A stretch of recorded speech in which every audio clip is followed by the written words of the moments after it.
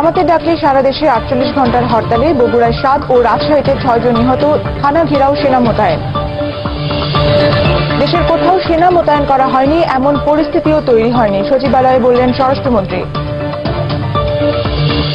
বিএনপির মিছিলে হামলার মাধ্যমে সরকারের শেষ মুখোশ উন্মোচিত হয়েছে মন্তব্য মির্জা ফখরুলের। এবং হরতাল ও নৈরাজ্য সৃষ্টি করে যুদ্ধাপরাধের বিচার বন্ধ করা যাবে না, আবারও বললেন প্রধানমন্ত্রী।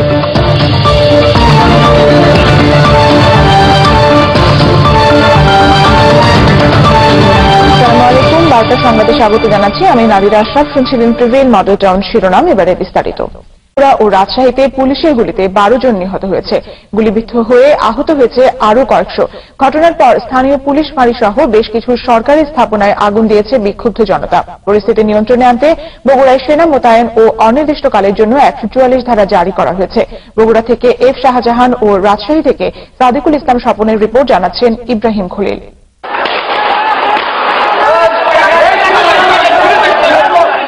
সকাল থেকে বগুড়ায় আল্লামা সাইদি ভক্তদের সাথে আইন শৃঙ্খলা বাহিনীর সদস্যদের দফায় দফায় সংঘর্ষ হয়। এ সময় র্যাব পুলিশের গুলিতে কয়েকজন মারা গেলে পরিস্থিতি আরো উত্তপ্ত হয়ে ওঠে।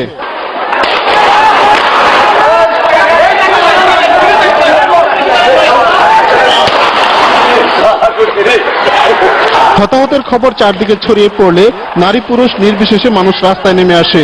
ঘেরাও করে আগুন ধরিয়ে দেয় কয়েকটি পুলিশ স্টেশন ও অন্যান্য সরকারি স্থাপনায়।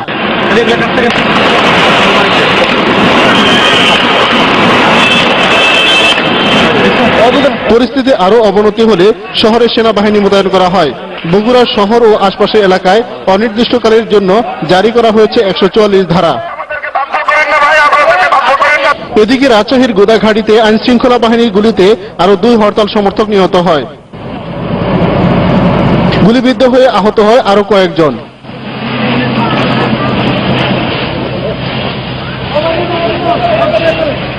ইব্রাহিম খলিল, দিগন্ত নিউজ ডেস্ক।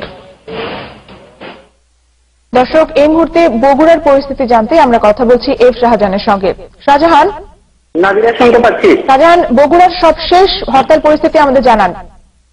নাদিরা, যেমনটি আপনি বলছিলেন, বগুড়ায় আজ ভোর 4টা থেকে হরতাল সমর্থক এবং সাইদি ভক্ত হাজার হাজার বিক্ষুব্ধ নারী পুরুষের গণবিক্ষোভ ঠেকাতে পুলিশের গুলিতে নারী সহ এখন পর্যন্ত 8 জন নিহত এবং 3 শতাধিক গুলিবিদ্ধ হয়েছেন।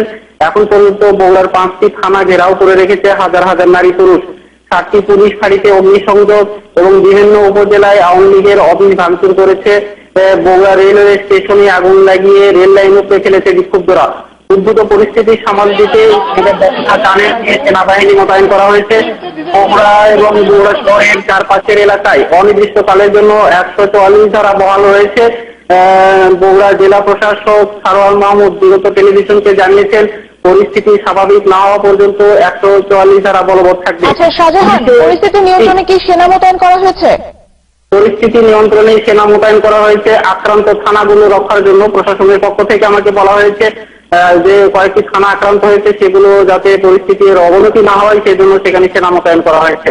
নাদিরা, আমি আপনাকে একটু বলি, পুলিশের গুলিতে যারা এখন পর্যন্ত নিহত হয়েছেন এরকম 8 জনকে আমরা নিশ্চিত করেছি। তারা হলেন বগুড়ার শাহজাহানপুর উপজেলার সাজাপুর গ্রামের মিরাজ আলীর স্ত্রী রেজিনা বেগম, একই গ্রামের তোতামিয়ার স্ত্রী মঞ্জিলা খাতুন, রকিবের ছেলে আব্দুর রহমান, মুরাদপুরের দুলু মিয়া, পার আপলে গ্রামের জিয়াউর রহমান, বগুড়ার শিবগঞ্জ উপজেলার রায়মাঝিরা গ্রামের বাবু মিয়া, বগুড়া সদর উপজেলার আলমগীর হোসেন এবং টিটু মিয়া। আহতদের বিভিন্ন সরকারি বেসরকারি হাসপাতাল ও ক্লিনিকে ভর্তি করা হয়েছে।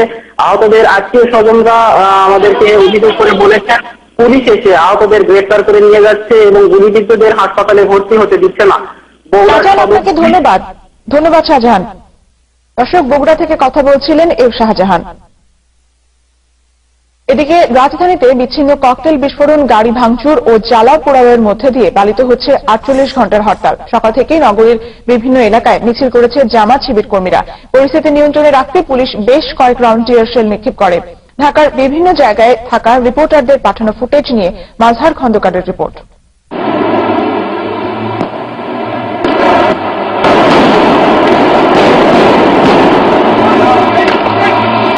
ককটেল বিস্ফোরণ, ধাওয়া পাল্টা ধাওয়া ও বিক্ষোভ মিছিলের মধ্য দিয়ে চলছে জামাত শিবিরের ডাকা 48 ঘন্টার হরতাল। সকাল থেকে ঢাকার বিভিন্ন জায়গায় জামাত শিবির কর্মীদের পিকেটিং লক্ষ্য করা যায়। সকালে লক্ষ্মীবাজার, জগন্নাথ বিশ্ববিদ্যালয় এলাকা, মগবাজার, মিরপুর সহ বিভিন্ন জায়গায় তারা বিক্ষোভ মিছিল করে।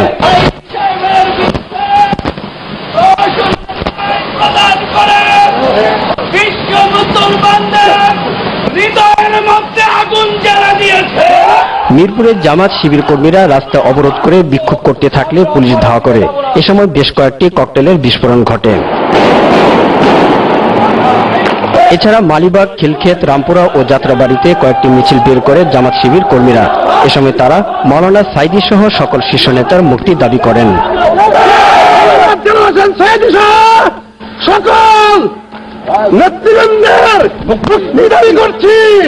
সকালে যাত্রাবাড়িতে ঢাকা চট্টগ্রাম মহাসড়কে গাছের গুড়ি ফেলে রাস্তা অবরোধের চেষ্টা করে হরতালকারীরা। এ সময় তারা কয়েকটি গাড়ি ভাঙচুর করে। সপ্তাহের প্রথম কর্মদিবসে সকাল থেকেই প্রধান সড়কগুলোতে যানবাহন চলাচল ছিল কম। রাস্তায় আইন শৃঙ্খলা রক্ষাকারী বাহিনীর নজরদারি ছিল চোখে পড়ার মতো। শহরের গুরুত্বপূর্ণ পয়েন্টের অধিকাংশ দোকানপাটই ছিল বন্ধ। মাজহার খন্দকার, দিগন্ত টেলিভিশন, ঢাকা।